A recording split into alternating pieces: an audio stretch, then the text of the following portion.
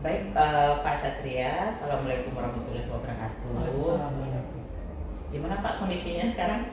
Alhamdulillah Bu, sehat. Alhamdulillah sehat. Keluarga gimana Pak? Sehat. Alhamdulillah sehat. Ini Pak, apa namanya ya? Kita bincang-bincang sesuai dengan keinginan Bapak, apa yang akan mau kita buat lebih bagusnya di sekolah ini. Selaku pengawas, Ibu tentu ya akan selalu mendampingi Bapak dalam setiap program yang akan kita lakukan. Masih. Sebelumnya Pak, kira-kira apa kelemahan dan kekuatan satuan pendidikan ini, SMA 4 ini? Karena Bapak di sini udah sekitar 2 tahun ya, lebih kurang. Silakan Pak, apa kelemahan dan kekuatannya Pak? Terima kasih Bu, waktunya. Lebih kurang 2,5 tahun saya di sini, melaksanakan memimpin sekolah ini tentu banyak sudah bisa lah mengambil sebuah simpulan yang bukan. Kalau kelemahan sampai saat ini dari segi siswa mungkin Bu, mungkin input siswa kami ini cenderung agak agak kurang istilahnya kurang baik apa ini segi siswa Bu, input siswa. Inputnya. Kalau dari segi guru mungkin kompetensi kawan-kawan guru juga mungkin perlu ditingkatkan, karena guru ini saya menilai guru ini kurang ada tantangan terhadap siswa sekarang karena input jadi kurang bagus, sehingga guru kurang menggali potensi dirinya, tidak mengupdate kompetensinya. Itu kelemahan yang nampak yang saya rasakan di sekolah ini. Kalau kekuatannya? Kalau kekuatannya, sekolah ini guru-guru ini sudah kompak, solid, kemudian sudah menunjukkan disiplin yang bagus, kinerja juga bagus, hanya kurang diiringi oleh kompetensi tadi. Kelebihan. Tadi dari segi input siswa tadi kata Bapak, dari segi apanya kira-kira Pak? Apakah dari segi karena itu latar belakang keluarga, kompetensi, tempat tinggal, kan banyak yang mempengaruhi. Utamanya dari mana? Cenderung ke kompetensi siswa. Kompetensi. Tapi ada akibat karena masyarakat yang tinggal di lingkungan sekolah ini umumnya banyak broken home, orang tuanya silahkan dipanggil, nanti banyak masalah sana, sehingga secara langsung mungkin mempengaruhi terhadap anak tersebut. Ditambah lagi mungkin itu tergantung juga kepada sekolah penyangga. Kita ada sini SMP 5 dan SMP 6. Kami bisa membedakan itu antara siswa ini komposisi 3 sekolah di sini, dari MTS, SMP 6, SMP 5. Kami bisa mengambil sebuah analisa dan menyimpulkan, bisa membandingkan itu tentang kompetensi anak.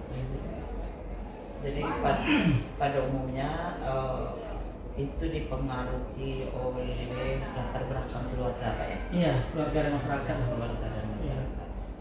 Oke.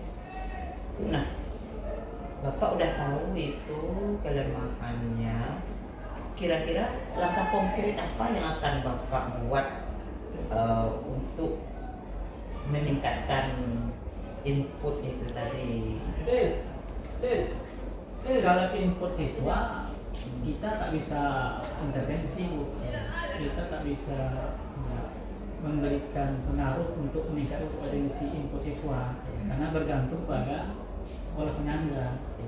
Kami hanya bisa mungkin meningkatkan kompetensi guru dengan cara mungkin kami adakan IHT mungkin internal sekolah, dan menghimbau juga kawan-kawan guru mungkin supaya banyak mengikuti kegiatan atau webinar di luar yang sifatnya online, tidak mengganggu daripada kerja sekolah.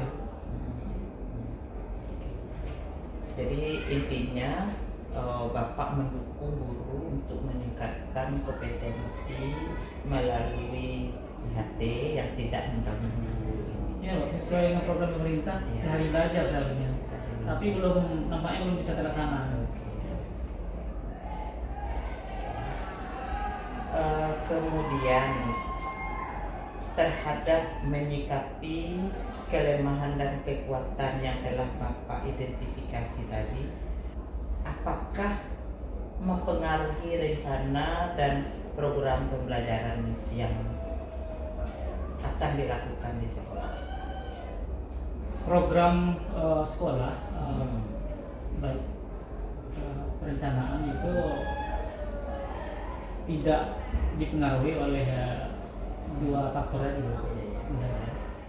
Itu tergantung pada kita mengelola kawan-kawan guru bagaimana program tersebut bisa terlaksana dengan baik, tentunya didukung oleh guru-guru.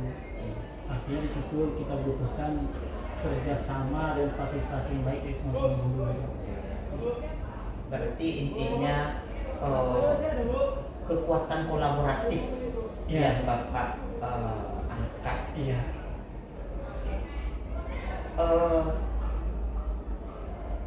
Bisakah Bapak memberikan contoh konkret bagaimana bentuk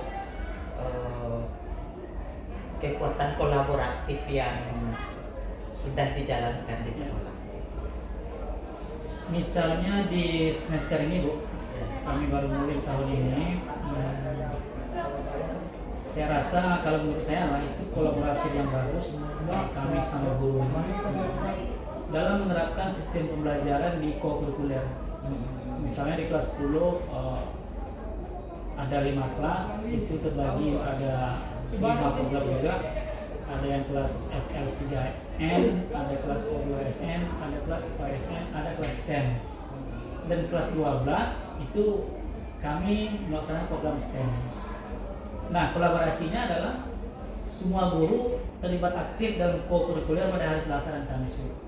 Guru STEM membimbing anak-anak STEM di kelas 10, 4 dan 5, tambah kelas 12. Guru yang lain bekerja atau mengisi di kelas FS3N, O2SN dan OSN. Sementara guru yang lain itu membimbing dan memantau anak dalam pelaksanaan literasi dan numerasi. Jadi semua guru berkolaborasi aktif melaksanakan program sekolah tersebut. Oke. Tadi dari uraian Bapak ada beberapa kelas yang sudah dirancang dengan berbagai program yang dibutuhkan sesuai dengan agenda-agenda kedepannya. Dari mana Bapak bisa memetakan untuk mendapatkan kelas-kelas seperti yang tadi gitu? Kelas 10 baru ini kemarin Bu, kami menggunakan aplikasi psikologi BK. Jadi pada waktu itu sampai PRS anak kami suruh bawa handphone, diberikan aplikasi dengan pertanyaan-pertanyaan yang sifat psikologi. Nah, dari jawaban tersebut aplikasi akan merangkum bahwasanya anak ini dominan hobinya atau minatnya kemari. Makanya terbentuk 5 kelas tadi. Ada kelas yang FS3SN berdasarkan jawaban mereka. Jadi bukan kita pilih-pilih anak comot-comot masuk sini, enggak, Bu. Memang berdasarkan kemampuan dan keinginan mereka. Waktu pengisian aplikasi, kami tidak beritahukan itu ada pembagian kelas, ada. Hanya anak hanya kami suruh menjawab pertanyaan yang diberikan. Nah, dari jawaban tersebut akan disimpulkan oleh guru BK. Dapat 5 kelas. Sehingga dari jawaban tersebut 2 kelas ternyata anak itu hobi STEM. Ya. Karena itu kan tak mungkin Bu penamanannya yang ada. Harus diikuti dengan kemampuan. Tujuan saya ke depan itu adalah ketika ada event-event, kami tinggal ambil, misalkan ada event OSN, kami dah ada anaknya di kelas itu, tinggal ambil, walaupun tidak menutup peluang anak-anak itu lain, jadi anak selain nanti kita berikan juga bimbingan pada saat event itu dibutuhkan. Baik, dari cerita Bapak itu tadi berarti Bapak sudah melakukan sebuah inovasi lanjutan itu dari program co-kurikuler.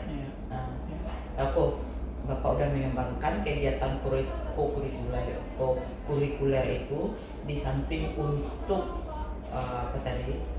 untuk menuju dimensi profil lulusan, Bapak sudah juga mengkaitkannya dengan agenda-agenda yang ada dalam pendidikan FLS3N, O2SN, dan OSN, STEM. Itu bagus itu Pak.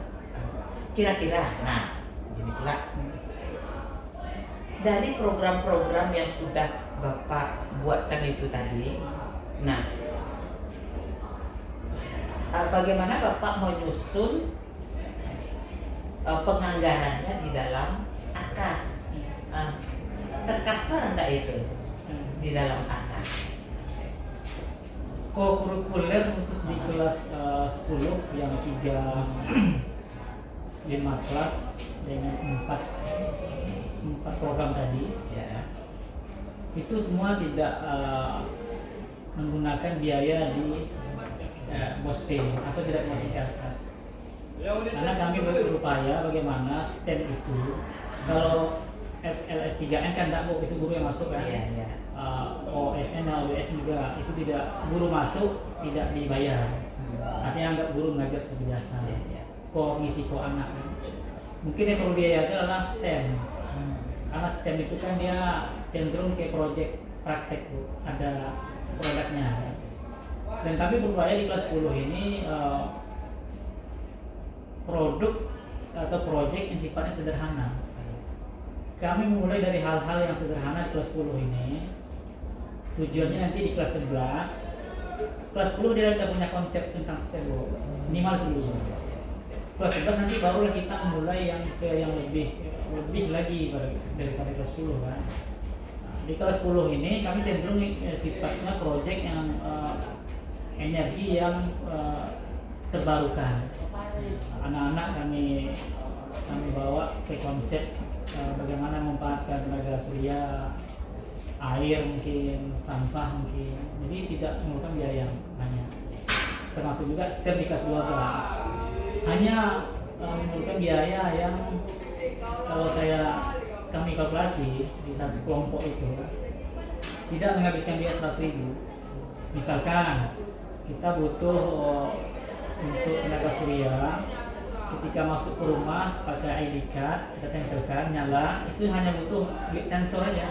Sensor kurang 30-35.000. Kemudian hanya butuh beli panel listrik, panel cahaya, itu pun tak banyak, tak mahal, artinya 100-150.000. Sehingga anak satu kelompok atau 6-7 orang itu hanya perlu biaya sekitar 20.000 per orang, 30.000. Jadi tidak dibebankan di atas. Oke. Bagus. Kemudian ini terhadap penyusunan program kerja dan anggaran di satuan pendidikan, bagaimana Bapak menyusunnya? Kalau program kerja dan anggaran itu kan kami biasanya ada timnya. Kalau bos itu memang itu diwajibkan punya tim bos di sekolah, mulai dari penyusunan prioritasnya nanti sampai pelaksanaannya. Kalau dari segi program itu, kalau di STEM kita ada koordinatornya. Jadi kami tinggal guru STEM itu ada 7 orang sekolah ini, mereka berdiskusi apa yang nak dibuat, apa yang dilaksanakan, baru datang kepada kami sebagai kepala sekolah, mendiskusikan lagi, mematangkan lagi rencana ini. Nah, dan jadilah sebuah program yang akan kita laksanakan secara berkala. Gitu. Apakah program Bapak itu dari tahun ke tahun itu sama? Enggak loh. Enggak. Nah, Oke. Kalau sama kita termasuk orang rugi ya dulu. Nah, Mudah-mudahan tahun ketiga saya di sini, insya Allah setiap tahun itu ada hal-hal baru yang kami laksanakan. Dan itu di tahun ini khususnya Bu, semua yang kami laksanakan di tahun ini itu memang saya upayakan termasuk di KSP. Artinya tidak meraba-raba lagi gitu kan. Termasuk kelas yang baru ini, kelas yang baru yang kelas 10 tadi ada di KSP. Termasuk nanti aturan-aturan sekolah, aturan anak pindah, aturan anak masuk, aturan kenaikan kelas, lulusan sudah ada di sana. Arti ibarat kalau sebuah negara udah ada KUHP-nya, kita tinjau lagi gitu kalau udah antisipasi sudah ada Bu. ya. Jadi kalaupun ada misalnya terjadi masalah hal-hal di luar dugaan kita rujukannya udah ada jelas. Bu, ya. Siapapun yang datang ke sekolah. Artinya pelaksanaan bukan dilaksanakan bukan karena ingin, bukan karena rasa suka dan tidak. Berarti dalam penyusunan program dan anggaran Bapak lakukan evaluasi dari tahun sebelumnya dan perbaikan untuk tahun-tahun yang akan datang. Seperti kata Bapak tadi ya, kalau sama juga merugi kita dengan masa kalau kurang celaka. Wah, bagus Pak gitu. Gini lagi Pak, dari yang sudah kita bicarakan itu, apa proses yang biasanya Bapak ikuti dalam menyusun program kerja dan anggaran satuan pendidikan gitu? Tadi kan Bapak udah semuanya dalam bentuk tim gitu kan. Jadi prosesnya itu dari tim sampai menghasilkan sebuah program itu seperti apa? Kalau saya Bu, dari dulu dimanapun saya bertugas itu misalkan tim bos atau tim apa aja lah, tim STEM itu saya tak langsung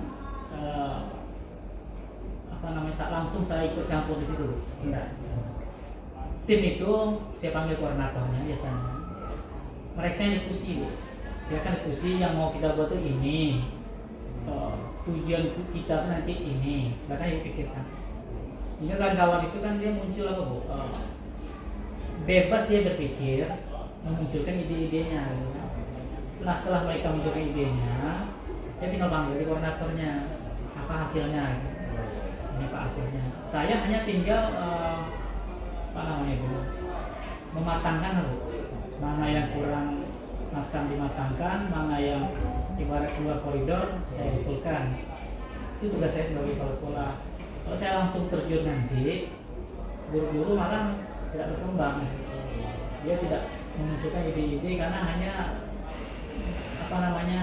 berpedoman dan menyerahkan kepada kita. Timnya udah jelas, arahan Bapak udah jelas. Dasar bagi penetapan untuk membuat program itu berdasarkan apa? Dasar kita kan Bu, edaran dinas, perintah dinas dari kementerian, dari BPNP, seperti ada informasi baru yang saya sampaikan tadi tentang tentang SPMI, tentang SPAB, itu kan informasi dari BPNP bahwa itu akan kami tindak lanjuti juga. Sistem yang seperti yang saya katakan tadi. Dasar itulah kami membuat program ke depan. Kemarin memasukkan perintah dinas itu, memasukkan bullying, anti narkoba, sama anti korupsi di KSP. Saya masukkan. Itu atas ada dasar kita kan Bu. Dasar. Nah, ini target Bapak ke depannya ini. Tadi kan di awal kita udah di rapor pendidikan sebagai dasar kita dalam penyusunan program udah ada tadi. Capaian kita tadi Bapak udah juga sebutkan. Walaupun dia baik, tetapi kan ada yang mengalami penurunan. Nah, harapannya Bapak ini, target Bapak untuk tahun besok itu pencapaian rapor pendidikan kita di sekolah SMA 4 Tanah Putih ini Bapak targetkan kira-kira berapa? targetnya tentu kalau angka kan nggak bisa target dulu, tapi target kita itu meningkat setiap tahunnya. Tahun ini memang mengalami ada beberapa poin penurunan, tapi tidak banyak, masih dalam kategori baik, tapi turun kan Bu. Itu mungkin akan kami evaluasi nanti di mana letak titik lemahnya, akan kita perbaiki, mudah-mudahan di rapor kedepannya menjadi lebih baik. Penurunan tahun ini yang seperti kita diskusikan tadi itu salah satu penyebabnya adalah ada hal-hal baru yang dari BPNP atau dari kementerian belum disampaikan ke satuan pendidikan, tapi tiba-tiba diterapkan ke rapor pendidikan, sehingga nilai rapor pendidikan menurun. Depannya akan kita evaluasi, akan kita perbaiki.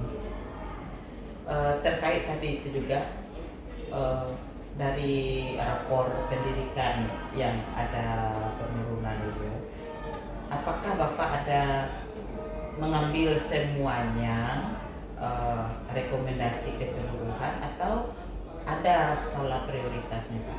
Ya Bu, kita intervensi di yang sangat urgent, sangat turun, misalnya di numerasi ada penurunan, literasi naik misalnya. Tetapi saya kalau dalam literasi mereka tetap bersemangat. Numerasi mana ya? Numerasi kita naik. Kondisi kebinekaan, kondisi keamanan sekolah. Jadi yang turun-turun ini Bu, kita lakukan intervensi dengan memasukkan pembelajaran dari AKAS. Mudah-mudahan itu sudah mulai kita laksanakan di TV1 kemarin, dan mudah-mudahan bisa kita terapkan semuanya di 1 tahun ini. Kemudian bagaimana program kerja yang Bapak susun dan anggaran tadi diselaraskan dengan tujuan serta visi misi sekolah pendidikan?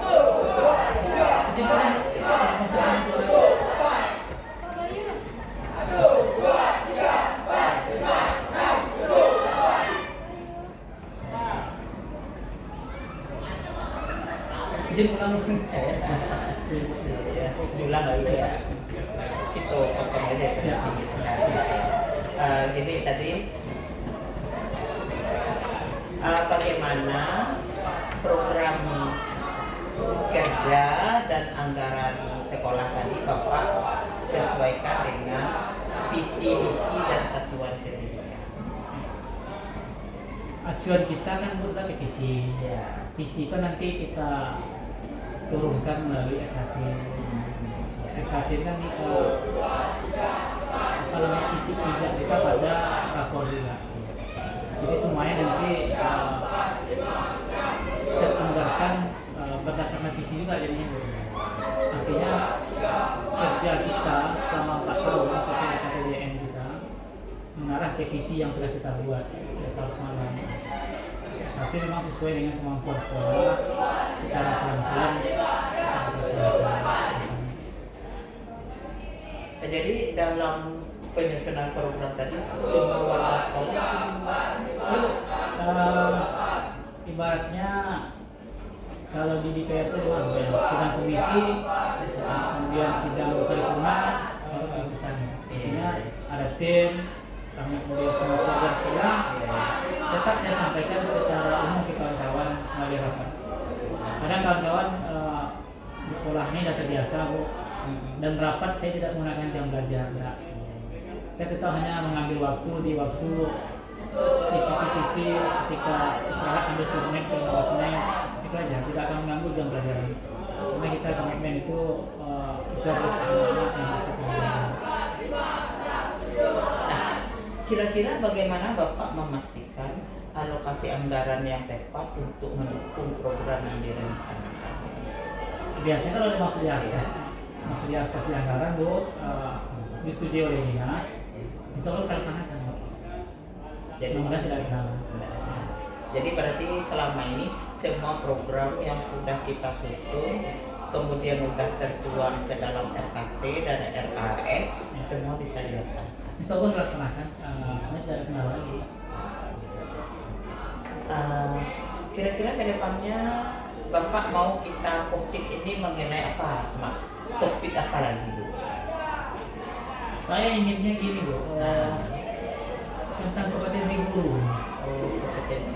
kemudian tentang apa namanya, bukan kinerja secara umum, tapi dia bagian dari kinerja itu adalah kesadaran guru. Kesadaran. Iya, artinya guru itu dia memanfaatkan waktu-waktu yang lowong,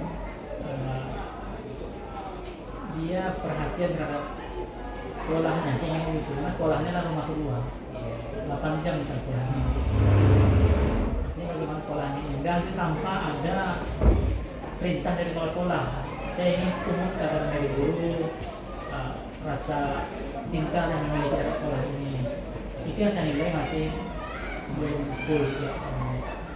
Jadi Coaching berikut saya ini tentang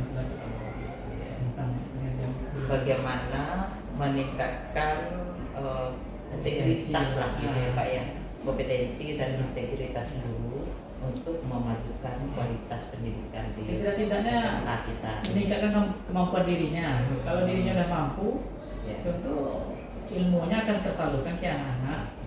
Nah, kalau kompetensinya kurang, tentu anak-anak akhirnya juga Iya. kurang kan Bu.